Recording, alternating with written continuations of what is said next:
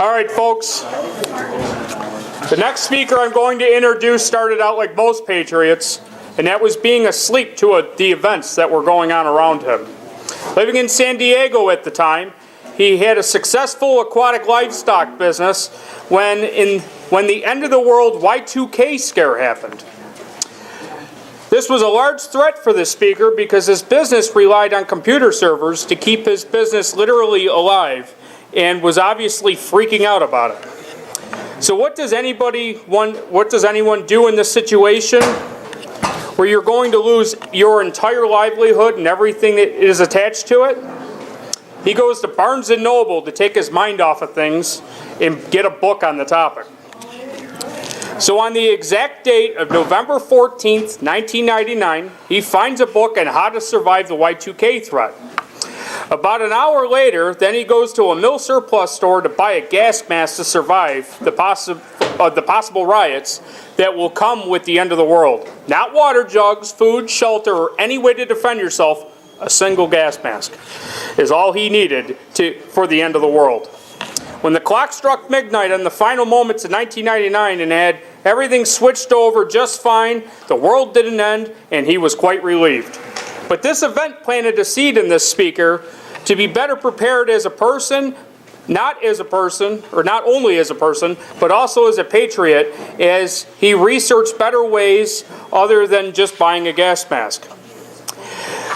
Later, while visiting Boston, Massachusetts, he would fall victim to an unconstitutional statute of non-reciprocity of a firearm in the very city where our fight of independence started against England in 1776. He didn't take this act of tyranny very lightly and would hold the Boston Free Speech later that year and give him and others the ability to protest their grievances against the city and state's governments. He is here today to help protest the tyranny that we face here in this state of New York. Let's give a round of applause for the commanding officer of his area's LSM militia. Let's hear it for Nathan Mizrahi.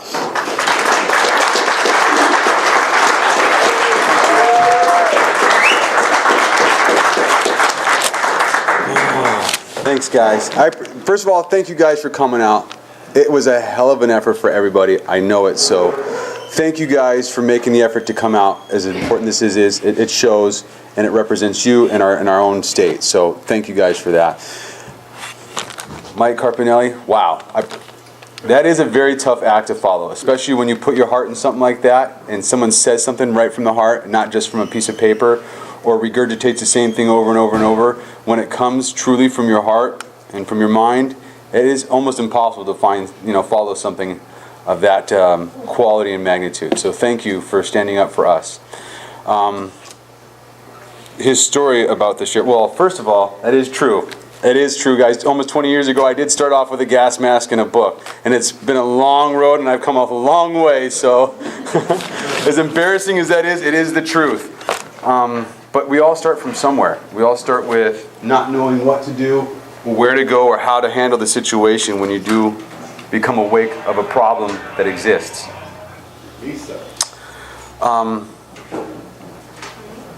Mike Carpinelli, you said that you expressed your concerns about what was going to happen, this emotional roller coaster, and how you felt to know who is going to be standing next to you, especially when you just took the oath, you just got your elected seat, and here you are drawing lines deeper in the sand than anybody else in your position.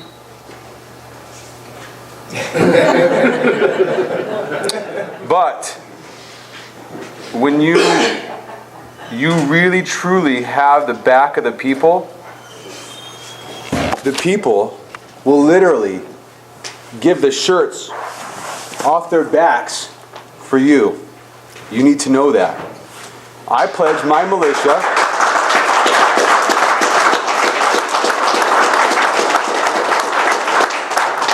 we will forever stand by your side for someone who stands by ours.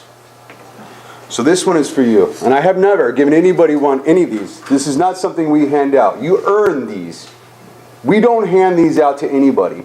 My own son has begged for one of these, and he has not gotten one. You're the only one who's truly deserved it without ever being a member. So this one's for you, because I want you to know that we the people will give the shirts off our back for sheriffs who stand up for ours. Yeah.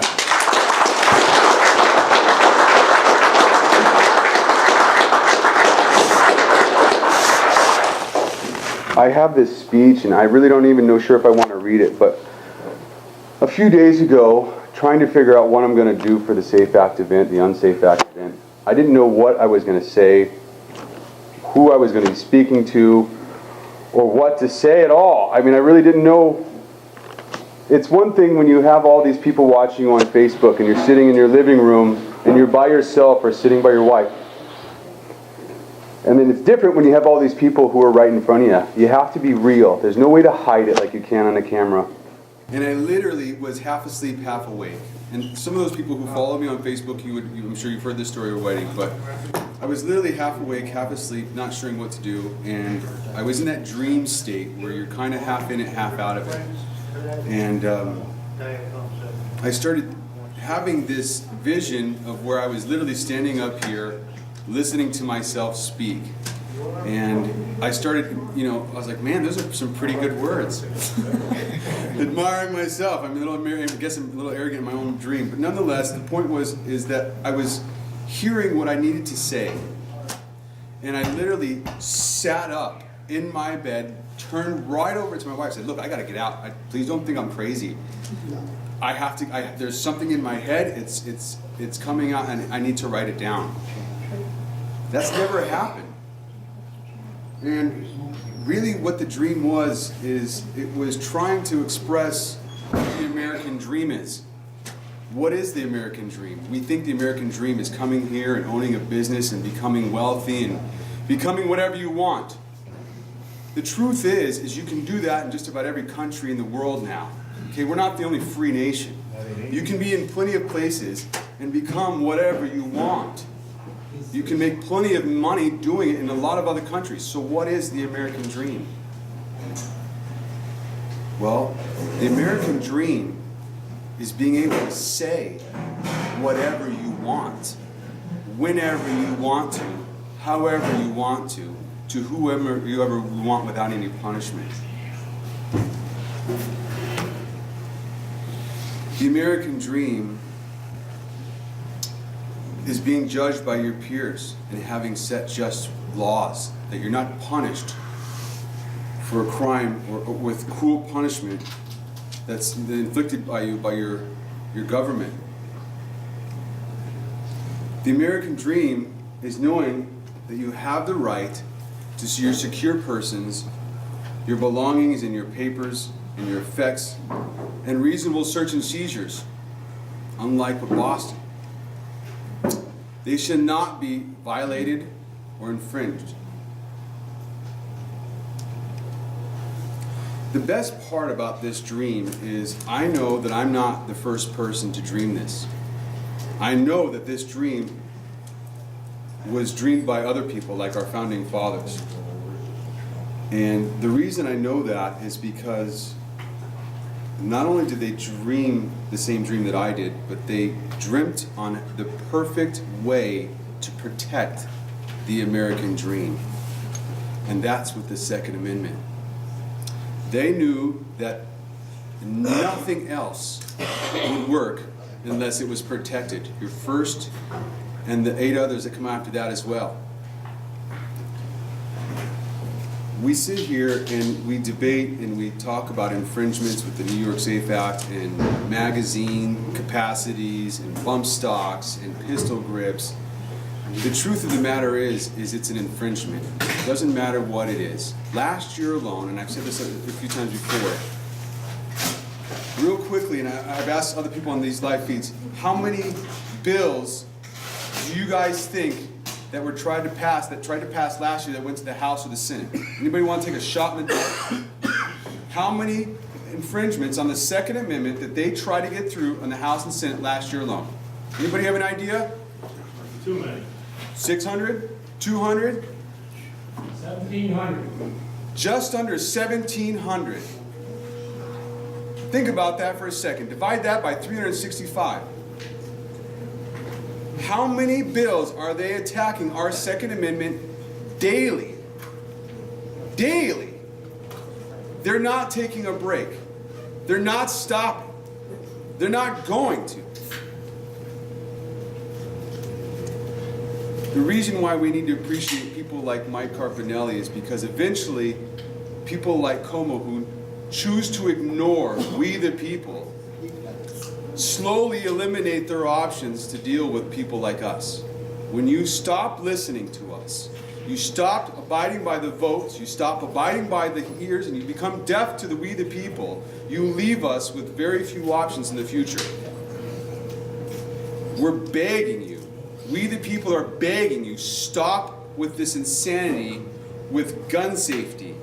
It doesn't work. It doesn't keep anybody safe, and all you're doing is infringing on God-given rights. They were outlined by our forefathers, not given us to by them. They were given to us by God.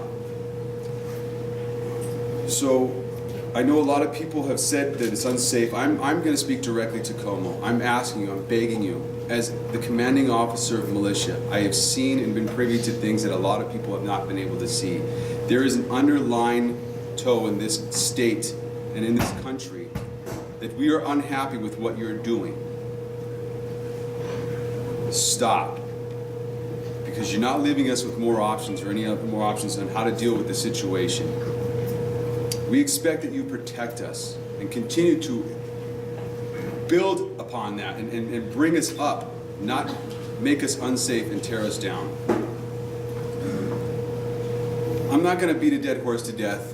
The stick is down to a nub. We've all heard it a million times. I want to thank you guys again for coming out. My name is Nathan Mizrahi. I'm the commanding officer of Liberty State Militia. If you feel like you need to get involved, that sitting down is just not enough anymore, please don't think that you are not capable of getting involved in your local militias. If you feel that you're not physically able, there is still a spot for you. Maybe you're not in this particular militia, but there are a lot of them. It is time to get involved. It is time to show your governor, not just tell him anymore. Get involved with your militias. I assure you, they will be needed if this tyranny continues. Come find us. Let Como know we're done with this. I have done this, and I have done this to death. It's time to get involved, folks. Call your local sheriffs. Let them know what you're doing. I walked right into the office of mine.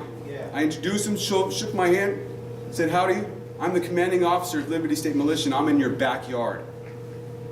Come visit me. I'm a staunch supporter of the Constitution, and I will defend that Second Amendment with my life. Come by and say hi. Let's talk. I encourage everybody to do the same. That's how I met Mike Carpinelli. You got to introduce yourself, say hi. With that, you guys, I want to say thank you for coming out. I appreciate it very, very much.